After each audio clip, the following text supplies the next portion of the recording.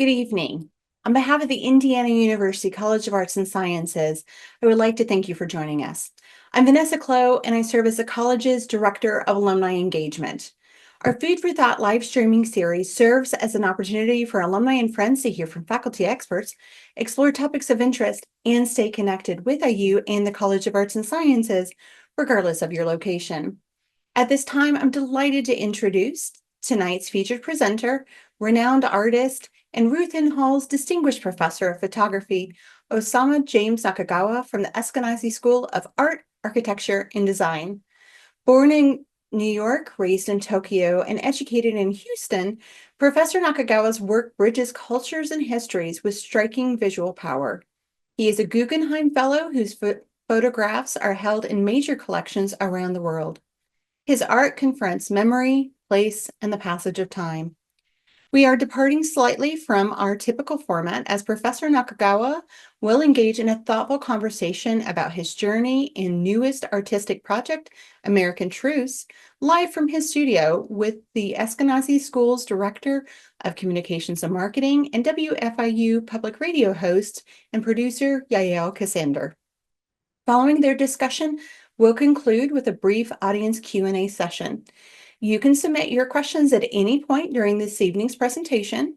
Simply click on the Q&A tab located in your webinar toolbar. Closed captioning is also available.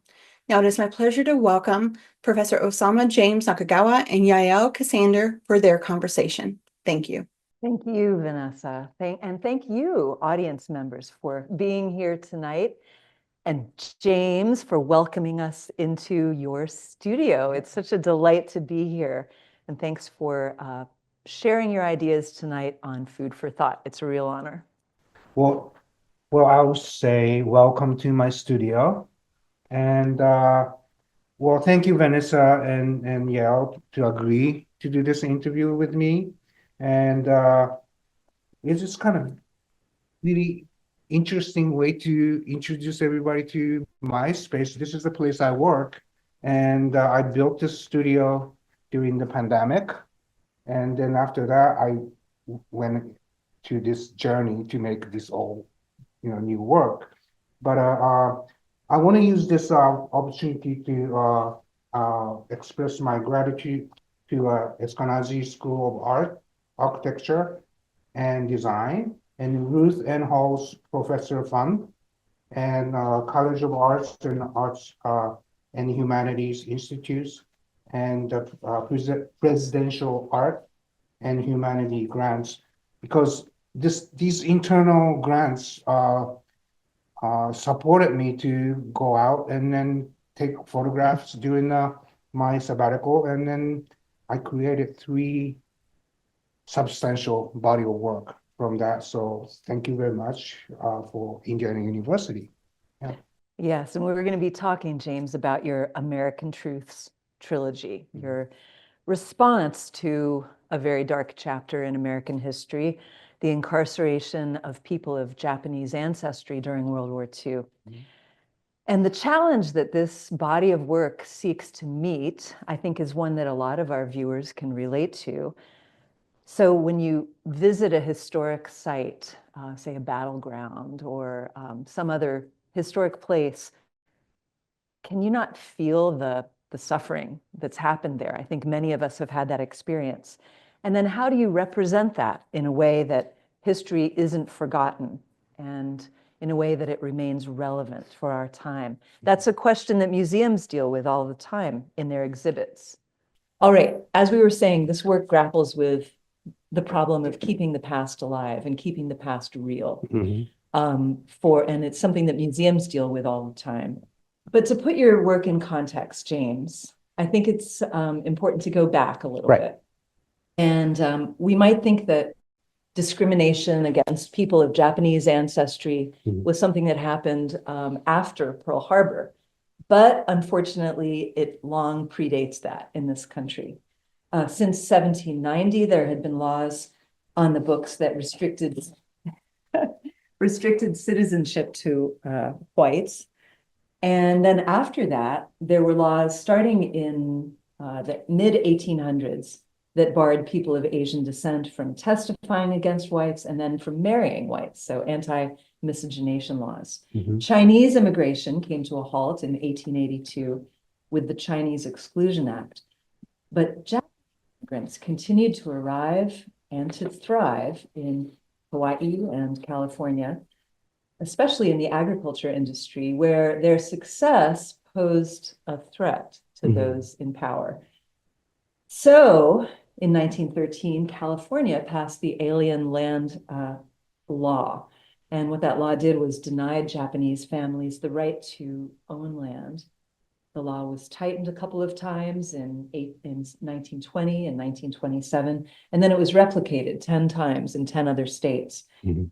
And there were more immigration restrictions against Japanese, lots of bias, culminating in President Wilson making explicitly racist remarks. And then in February 1942, 2 months after Pearl Harbor, President Roosevelt signed Executive Order 9066, and that incarcerated approximately 125,000 Japanese and Japanese Americans in camps across the US. Right. So, and if we can,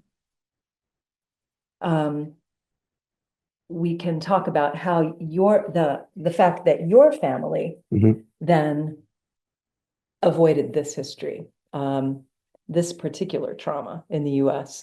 Your family came here after Right. World War II during the Japanese boom, Mhm. and you were born here. Right. So can you talk about how you fit into this whole history and your early days, which is a little bit hard to Okay. follow? You know, Japanese American experience is it's just diverse. I mean, you know, people who were born before World War II definitely went through some trauma of being in a incarceration camp. But my parents came here, and my father came especially in 1956. He was transferred from Tokyo to stationed in New York City to work for his company. And then I talk about more in terms of like 80s or 90s that many Japanese came with the Japanese economy bubble, opportunity to do business in United States. So many people came, and also Japanese food. People start eating sushi now, and when I came in 1977, nobody touched that stuff except if you live in New York City, maybe. And then also the anime culture that everybody kind of embrace, and so it has been changing. We went through some change. So it's hard to convey exactly Right. what a different culture it Right. was here in the United States Mhm. when you came back. So Right.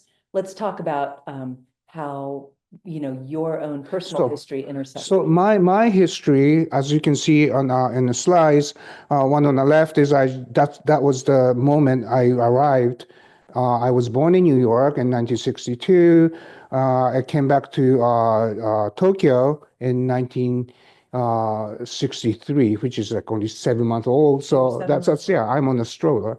And all the relatives came to see us, and my brother, at 5 years old, couldn't speak Japanese yet. So he was kind of stunned with all the people screaming at him. But so my after that, I grew up in Japan, and the photograph below that is the photograph from when I was in junior high. And right after that, I moved to United States, and I went to high school, and then I went all the way to undergraduate and graduate.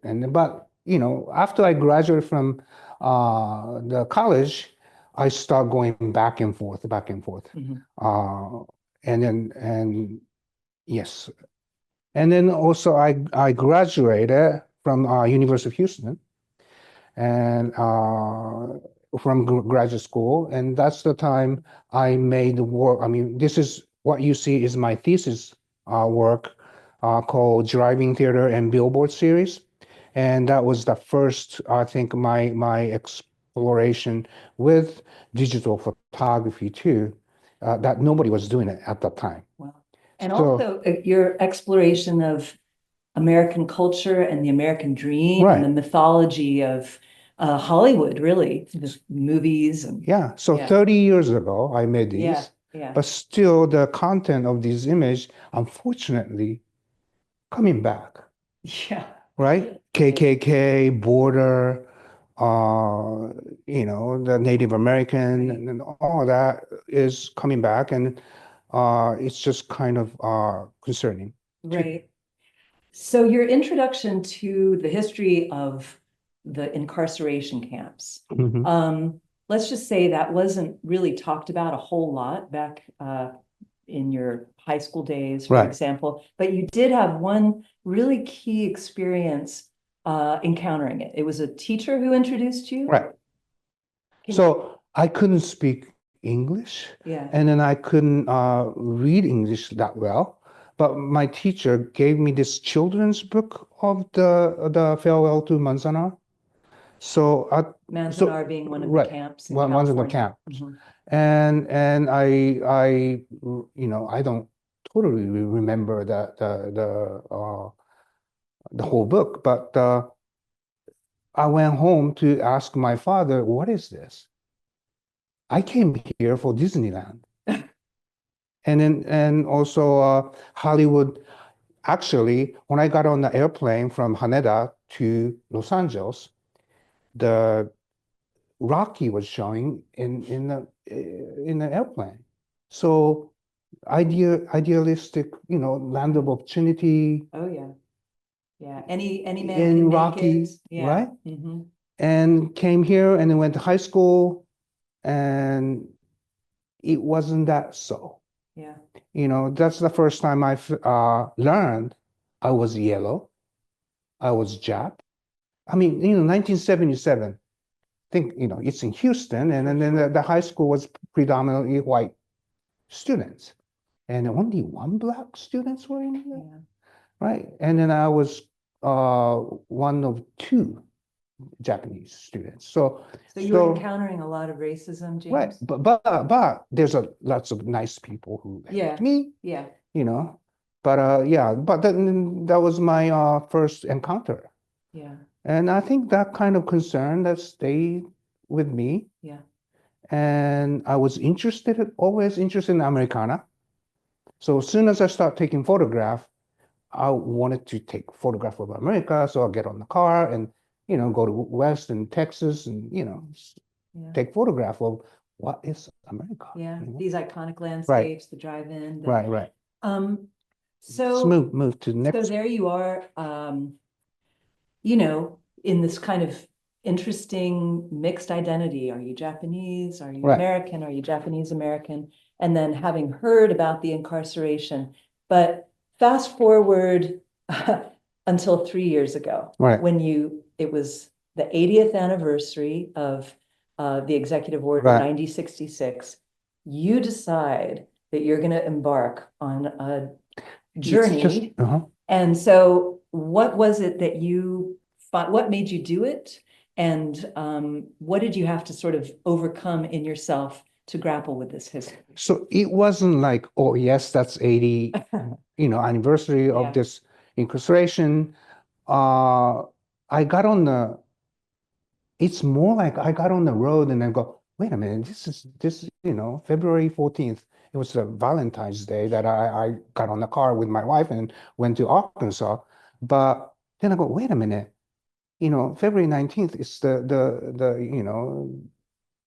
906 Anniversary. yeah, anniversary, right? Yeah. And then wait a minute, that's 80. So it's just after the fact. Everything I did was I just listened to myself, and I just turned 60 in June. And I built this studio, and I never stopped working in the past, but pandemic made me stop. Yeah. So I didn't know what to do next too. But then I started to question about my identity once again when I'm 60. I did that when I was a teenager, but this is the second time around. And then I go, well, I cannot go to Okinawa because Japan wasn't open yet.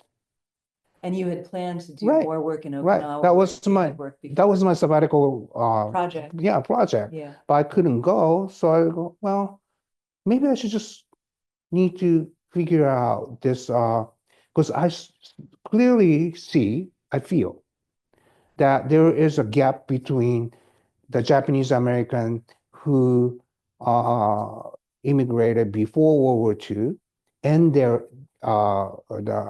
families afterwards too, that generation after. They carry, I thought they have this carry this the familial trauma and it's still.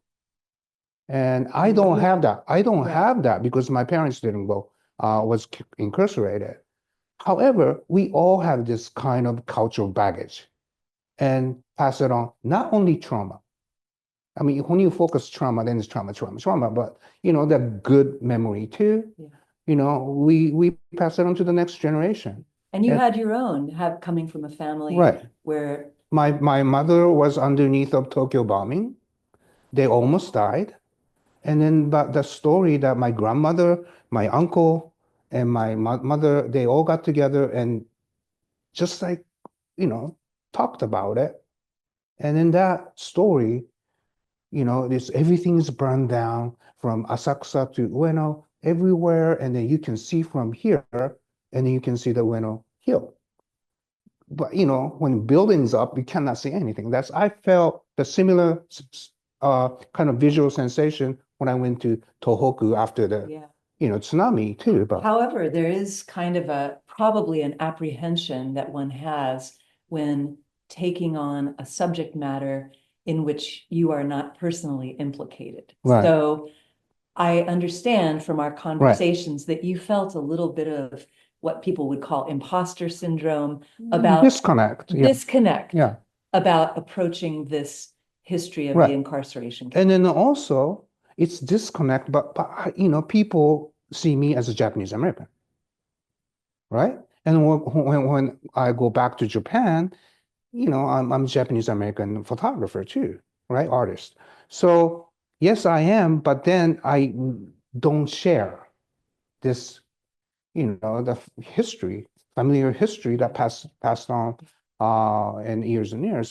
So my decision was to just get on the car and go. visit these places and Yeah. then see what is this place was looking. So it seems overwhelming, right?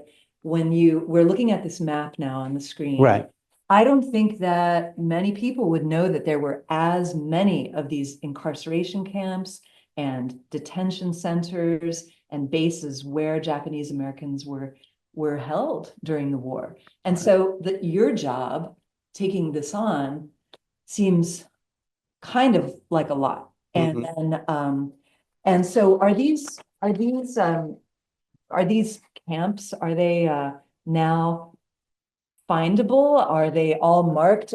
Can you, where do you even go to find them? Because it seems as though many of them, once you get there, there's not an obvious landmark. Right. Yeah. There's 10 major the incarceration camps in United States that among Japanese American, those are pretty famous places. However, there's a lot more smaller detention camps and so I decided, I found this site. My friend kind of introduced me to this Japanese American organization called densho.org. Yeah, densho.org. Right. And if you comprehensive. Right. Very comprehensive. They have podcasts of the survivor talking about, camps and so an online museum. Right. Yeah. And encyclopedia too. So I went through these website while I'm on the road, listening to the podcast of the survivor to go to the next. So it's a long drive, but I did the research why I'm going to the next place too. But but I know, I understand the research and historical archives, and those are really important too, but I consciously not over uh, study. Over research. Yeah, over research before I go, because I trust my instinct and my curiosity to see what I'm going to see. And I didn't, I think it was good that I didn't know. And when I got there, I had reaction. Yeah, well, so talk about overwhelming. So you see the photograph. These are all my journey, and one I got stuck. My car got stuck in this desert too, and people came to help me. But yeah, The so landscape, I mean, the task that you set out for yourself, I mean, not that at the beginning, I don't think that you knew that you were going to drive 25,000 miles. And Tomoko probably didn't know that either. I don't know if she went Right. with you the whole time. But also just the landscape itself. I Yeah. know I've been out west. If you're in New Mexico in some of these places, it's just overwhelming, Right. just Desert. barren. Yeah. And then the next level of overwhelming to me seems like, how do I, for one thing, anyone's had this experience where you put your viewfinder up in an old camera or like this with your new camera and say, how can I capture this vast landscape in my viewfinder? And for you, It's how can difficult. I capture the soul of this place? Right, right. So that was very challenging. But first, I didn't know. I just went, and then next slides, please. The top image is the where I landed first. I mean, Tomoko and I, we drove on a Valentine's Day all the way down there. So romantic. And then I got there, like it was like middle of the day, like you can see. It's like nothing. Yeah, And I'm pretty good photographer, but not even any. I don't think there's a photographic project here. So that was my quickly. Then I went around and then saw looked at the memorial and then all that. But then, well, Tomoko, let's just I don't know. I can't do much here. Yeah. So let's go look for a place to live. Not live, place to stay. Yeah. And it was like 30 minutes away from this place too. And and then said, Tomoko, let's come back 5 in the morning. Maybe different light I see something different. So, and the bottom image is the good example, but because it was like nothing, but I responded to shadow. And shadow kind of led me into this past. And with this, I asked my wife to stand inside of the tree shadow and took photograph of her. But then, well, actually, it's not really about you. It's about myself. So I said, well, Tomoko, can you come to the camera and just push the button? So I stood in the shadow and then stuck my face out to the kind of light. And then one of the image I looked at, I go, what? This is a pretty good photograph. You can see middle-aged, kind of peculiar expression, Asian man standing. I know I never done self-portrait. I'm self-conscious. I mean, I feel I'm too old to be photographed. So but when I saw that image, I could remove myself and go, that's an interesting image. So I made myself, if I go to the next one, I do self-portrait somehow. I don't know. So that became one of my assignment that I'm gonna do. It's really uncomfortable. Yes. I got out of my comfort zone. Yeah. I tell my students just do that all the time. They hate it. So I put myself, to do that too. And then, Yeah. Well, became. the awkwardness, though, I think was really important. Yeah. The fact that you don't normally do self-portraits. I mean, one could say that any work of art Yeah. by an artist is in part a self-portrait. It's Right. as much a window as it is a Yeah, mirror. and as then it were. I learned, it's performative to a certain point, and so it was it's interesting journey, I think, Huh. and then Well, then you started to notice kind of a recurrent motif was these trees, right? So in Arkansas, but then some of the other places you went to, you saw trees that were kind of witnessing not only you, but you were imagining maybe they witnessed um, the 1940s. Maybe they had been around there since then. right. And so you started to, every time at every camp, you took a picture, a Well, rather iconic picture of trees. first I noticed when I went to Colorado. I didn't notice one. I took photograph later. We visited the Arkansas and took one photograph of the tree, but I didn't notice that. Even I took the shadow of the tree. Mhm. I didn't think about the actual tree. So in the picture, for example, that we're looking at, That's Colorado. Yeah. The second place I went from Arkansas, my wife went back to Bloomington, so I just kept going with by myself. And the next stop was in Colorado. It's called Amachi in Granada, Colorado. This place it was, you see kind of, as you can see on this photograph, that there's a concrete sewage pipe, right? So there's some remains that I could take photograph, and then also they had a replica of the guard tower and all that. But replica didn't contain the mojo, I would say. yeah, You know, yeah. so I wasn't interested in taking photograph of those replica building or whatever. But I was in search of other stuff, and then I was the only one, and it was only 6 degrees. It was so cold, Oof. right? But then I look around, and as you can see, there's a tree standing because it's a winter time, so it looks like a figurative, leaves on it. So I go, wait a minute, maybe I should take photograph of that. And then with this trip, I brought many things because I didn't know what I'm gonna do.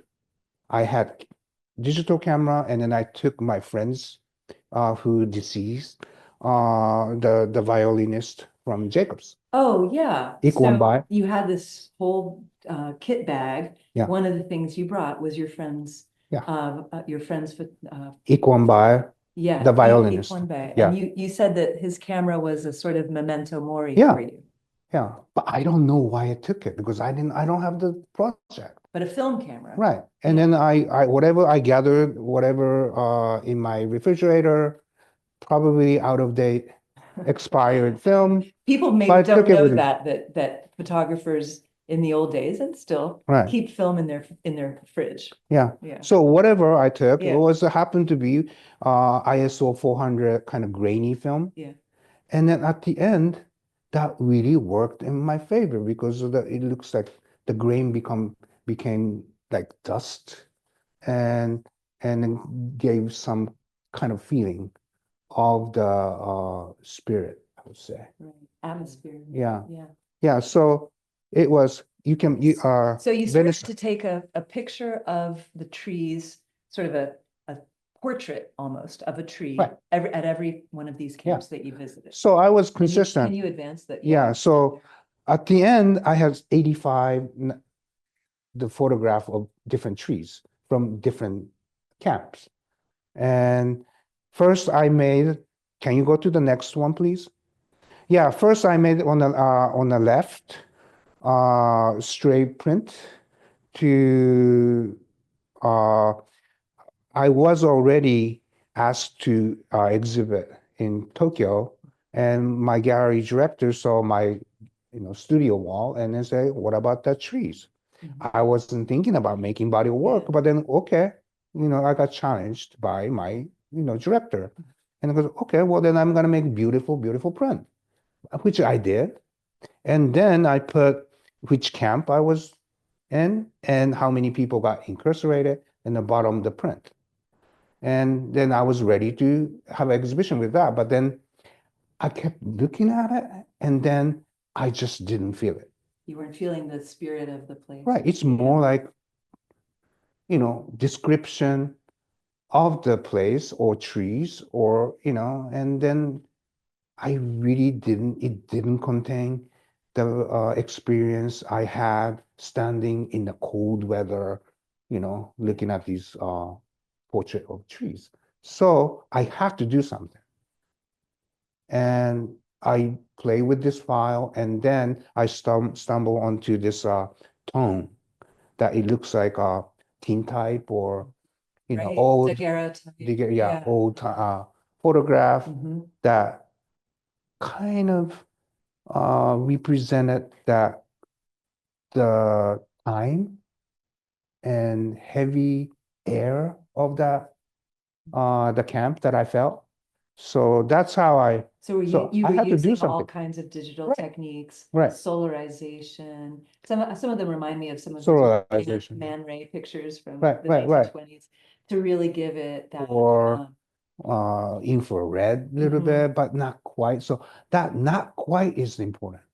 So it's not, it looks like, oh, reminds me of that, but it's not quite. Yeah. So that kind of in between ambivalent, the aesthetic And probably worked on this photographs. right. So this was just the beginning, but these pictures were very very well received. And your gallery in Tokyo, the PGI gallery, showed them in 2023, and Yes. they were shown last fall in the Fort Wayne Museum in northern Indiana. Mhm. And then one of these pictures is going to be shown Next, please. as part of the next slide, please. As Oh, part of no. the Okay. Independence exhibition at the Arkansas Museum of Art, Mhm. the 250th anniversary of the Declaration Right. of Independence. And that's going to be in Arkansas and put in their permanent collection. But what's important, I think, about your process to point out, and something that might be interesting to viewers, is that you didn't set out like a journalist to go and capture an event and bring back Assignment. documentation. It wasn't an assignment. You hadn't even planned in the beginning to do this series of trees. You went out there curious and exploring. Mhm. And it wasn't even, I guess, your intention to come back with a series of something. And while at the same time you were taking these pictures of the trees, and they eventually, after the fact, became a series, you were also finding other ways of making images. Right. In using photographic techniques, some rather old-fashioned photographic techniques. I think this time, because usually I do one project, finish it, and then something comes up, and then I'm just gonna follow and then do another. This time, because I didn't know what I was doing, and then I didn't even write the grant. I didn't ask IU for money to do this project. I just went with spending my money, right, to go. But then after that, I applied for many grants, and then I received a grant to continue my work, but not having that kind of hypothesis. Yeah. You come up with this. Yeah. I would say, proposal, Yeah. and then you trying to only see it in that frame. It's kind of limited. Yeah. Right. So this time I was free. I could stay in one place as long as I want because I'm on sabbatical too. Yeah. So that made me free, I think. And then also maybe getting old is not so bad because, I turned 60 and then I've done so many work in the past. I have so many things that I can draw from, right? And then this time I didn't know what I'm doing. So I just took all that stuff in the car. Right. You had a big tool bag. So one of the things that was like, I did the cyanotype printing. Yeah, cyanotype. As you can see here, the cyanotype is a photographic process and, turn of the century. And Atkin did the botanic, the flowers and, Right. It's maybe like 200 years old. Right. And then the first photo book, I would say, Yeah. became first photo book. It's And very literal. right, It's a very literal process. right. Almost So like capturing a shadow. it is. Yeah. It is. So I did this project in Okinawa, using the cyanotype and then making the contact prints directly onto the military fence. And then I made hundreds of them and then did the installation piece. And so this time I go, maybe I find something, objects, and then you can place it and then make, it's just suppose. If I don't use it, I will bring it back. But I coated all the papers, like a 20, 30 sheets, Yeah. and then put them in a black tube, like tight, and then had it with me. So when I see something, or as you can see, I placed all the object I found at the spot, Right. and then So I created. Right, you found debris at the sites, Right. like you found pieces of barbed wire, Yeah. and other artifacts from Yeah. maybe 80 years ago. Yeah. That you then, the way it works is that you put it above that photosensitive Right. paper, right? And Place it directly onto place it. it. Yeah. And leave it there for how long? I would say 6 minutes. Will the color changed to yellow to purple, and that's the time I think it's getting ready. So take it out, and then I put it back on the tube, exposed one, right? And then I go to place, and if I can have water, I wash it and then develop it. You can see it on the windshield of my car Yeah. that I processed my cyanotype. Yeah. So it's different, and then frottage is rubbing of the memorial. I did that in Okinawa too. Right, so you'd find those bronze Right. historical markers. Right. And Right. take the rice paper and. And yeah, Mhm. and then I didn't literally copy the whole thing. I just pick out the words that I thought interesting. In this case, when I was working in Texas, the memorial was saying the World War II American concentration camp. So I'll go, okay, well, this is, I'm going to trace the concentration, the word concentration. So I did concentration, then created the frottage. And then from that, when I came back, I made a film from that, the drawing. Yeah. And then I made a cyanotype. Right. So I went through the You went process. through lots of processes. I think what's really interesting is that you confronted with this overwhelming self-imposed assignment and this history. You explored, or you found many different pictorial languages to tell this story. Like, because the space that I was dealing with is so complex. It's not just one thing, So I was taking photograph. I was concentrating on the quality of lights to draw some spirit or whatever that things you cannot see. I relied on light. But then there's the middle of the day, it's too hot, and then it's like, it's not. So I decided to do the rubbing and then also cyanotype because the sun is, above. And then also that really helped because taking photograph, I always have distance from myself and the subject matter, always. So I'm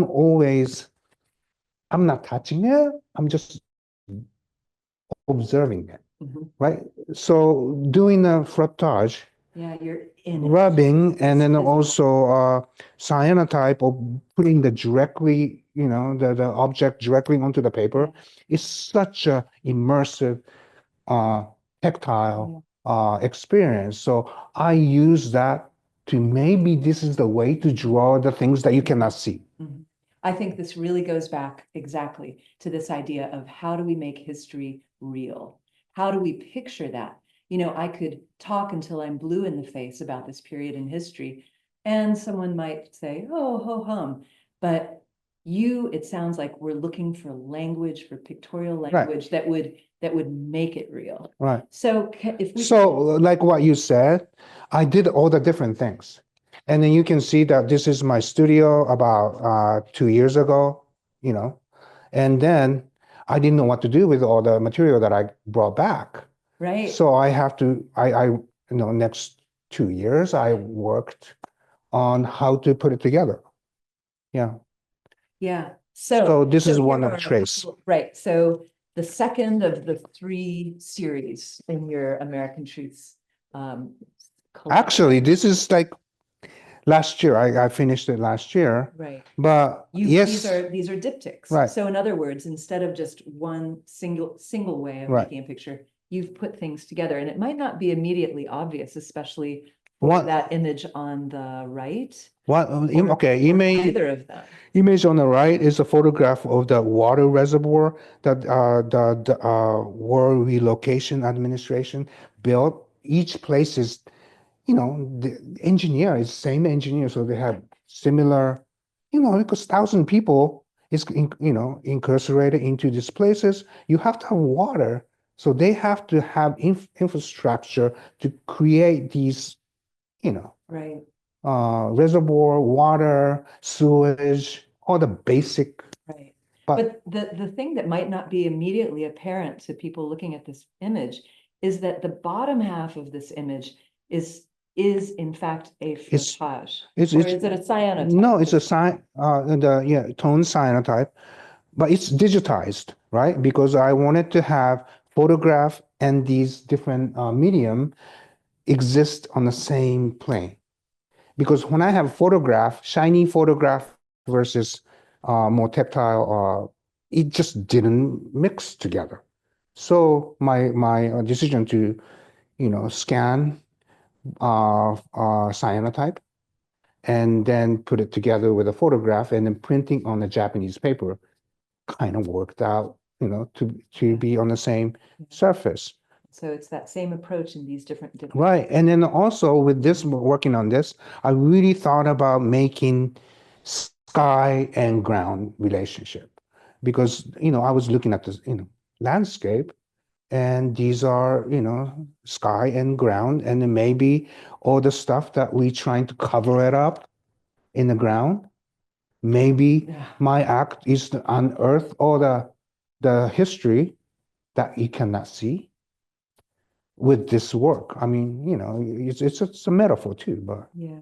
They and work as puzzles Yeah. to a certain extent. Yeah. And you know that thing they say about how if you say are bilingual and you're it's engaging both halves of your brain.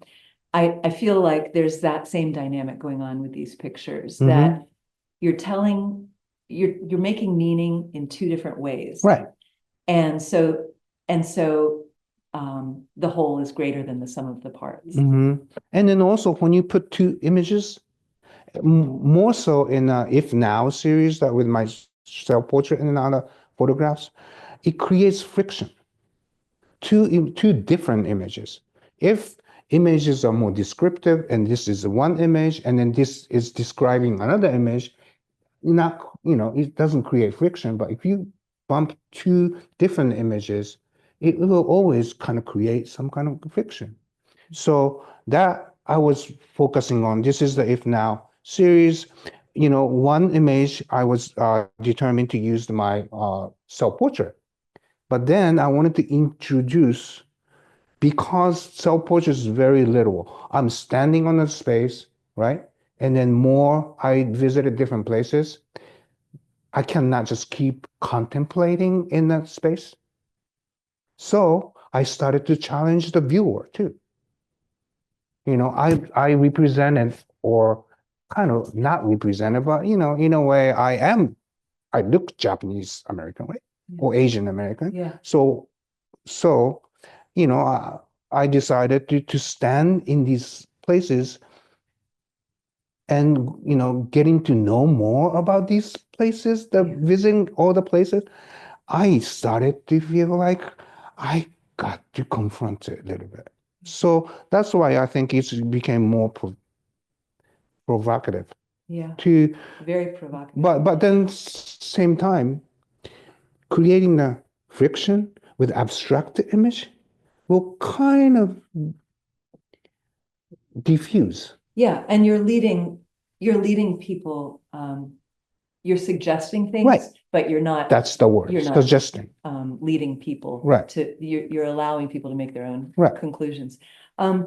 It's important, and we are coming up on the hour, but it's important to note, James, that this is not the first time in your oeuvre that you have tried to photograph the unphotographable, Right. and that you have been Okinawa? chasing ghosts. Yeah.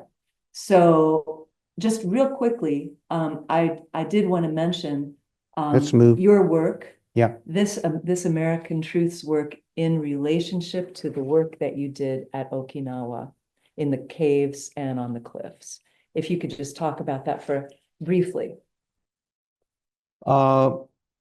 Okinawa is kind of sandwiched between Japan and the United States because of the Battle of Okinawa. 200,000 people died, both soldiers and civilians, but 100,000 was civilians, Okinawan civilians. And those kind of history that I didn't know too. Again, I didn't know.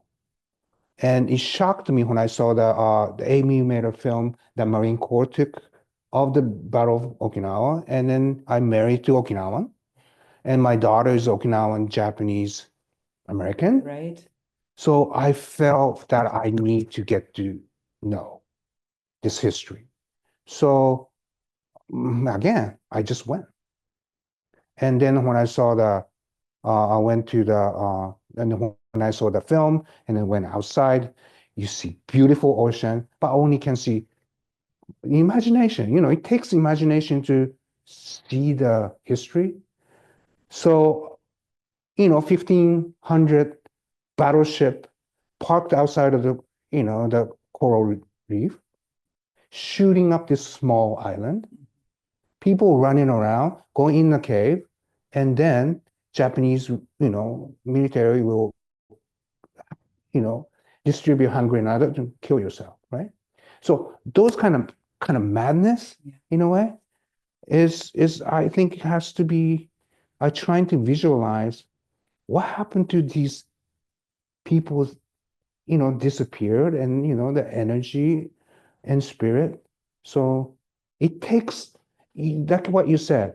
I cannot just go in and shoot, and then get out, and then I can't do it. So Not an assignment for a magazine. So what? So Similar to all of them, yeah, I spend time making one image long time. right. I have to.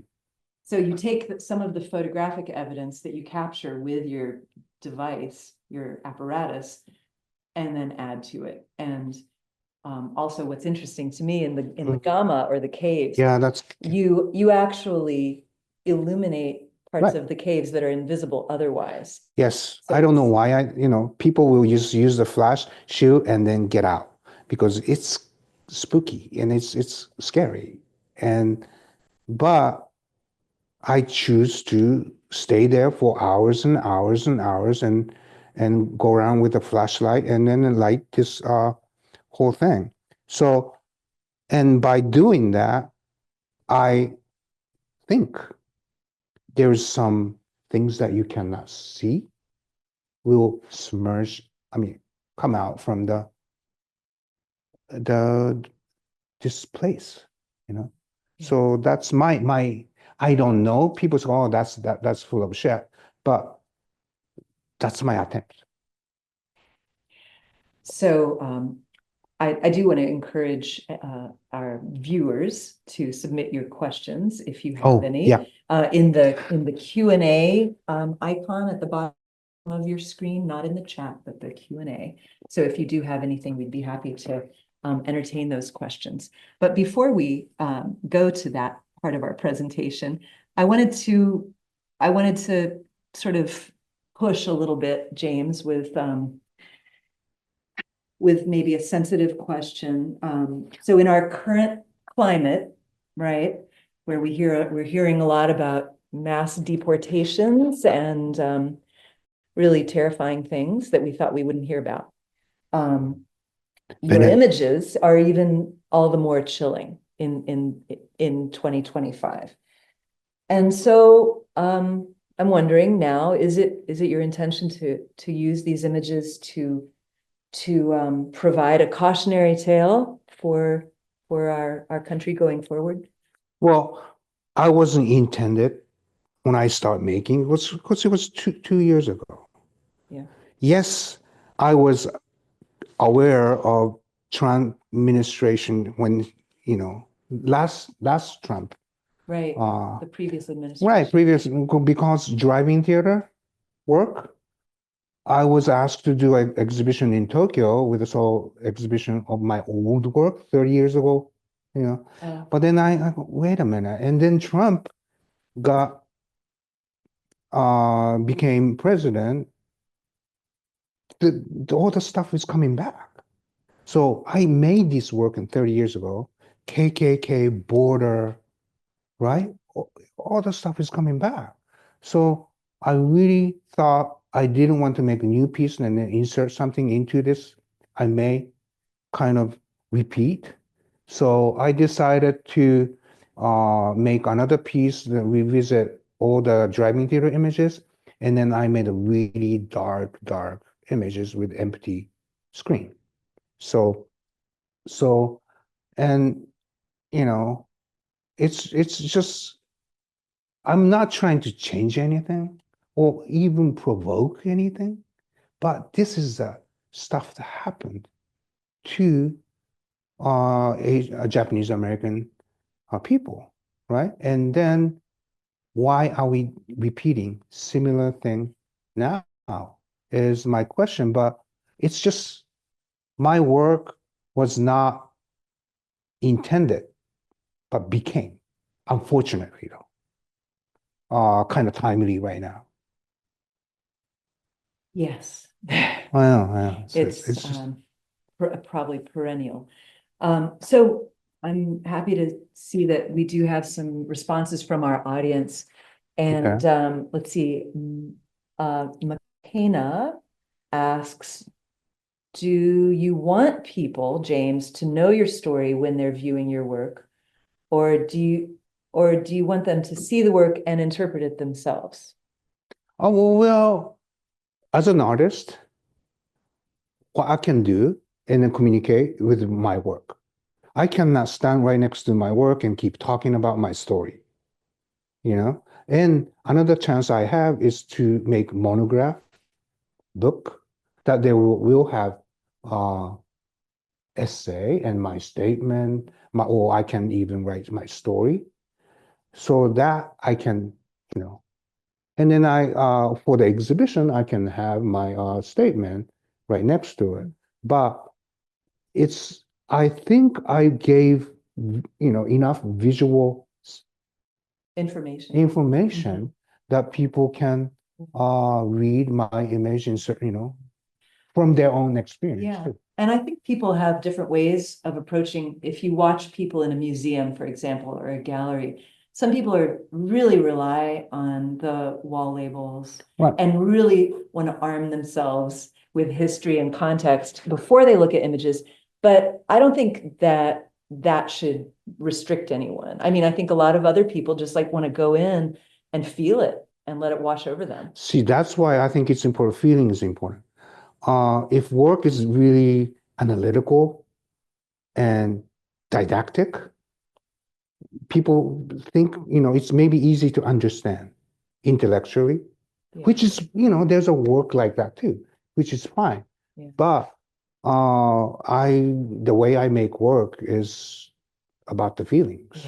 How can I get the mojo out from my work and, for what I'm looking at, and then represent that into my work. So, yeah. No, it reminds me of a thing that Jerry Yulesman, the late photographer who was your friend, said.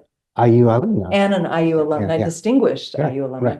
He said something like, with some artists, it's like here's my idea, and here's my work. He said, I want it to be, here's my work. Right. Yeah, Right. because So, you're telling a story using this language, not Mhm. using written language. Mhm. Okay, we have another comment from Angela, thank you, who says that she doesn't have a question, but she wanted to comment about the haunting dualities of the work. Very meaningful, Angela says, and as you say, timely. Thank you, Angela. Thanks, Angela. Yeah. Yeah. Um, it is, let's see if we've got anything else. No, feel free. We have maybe a minute left. But James, I want to thank you Well, for thank you. welcoming us into the studio. And I'm sure that it was exciting for people to meet you on your home turf here. And thanks so much for sharing your work with us. And oh, we should mention that one of the pieces, Oh, the very last piece actually in the slideshow, yeah. is going to be on view at the Cook Center in Yes. Maxwell Hall Next in week. this exhibition, Emerge. Yeah, in fact, it is that piece, barbed wire and reflection. You can see that starting April 15th, Tuesday, at 5 p.m. till 8. There's an Right. opening and there's a panel discussion of Asian American artists. Right. Here we are. Good. Close up of the poster. So we hope you'll be there, James. Yeah. And that's next Tuesday in Maxwell Hall in the Cook Center. Yeah. So we are going to pass it over now to our host, Vanessa. Great. Thank you again so much for participating in this evening's live stream. I would like to personally thank Professor Nakagawa and Ms. Ksander for their time and expertise. We are grateful to you all. I would like to acknowledge the IU Alumni Association for assisting with tonight's event. Finally, I should recognize that efforts like this would not be possible without the support of donors who understand the value of a liberal arts education. If you would like to assist with programs like tonight's presentation or other opportunities that connect alumni and friends with the College of Arts and Sciences and Indiana University, consider making a contribution to the IU Bloomington College Alumni Engagement Fund at the Indiana University Foundation. We look forward to connecting you with the college and each other again soon. Until next time, please take care.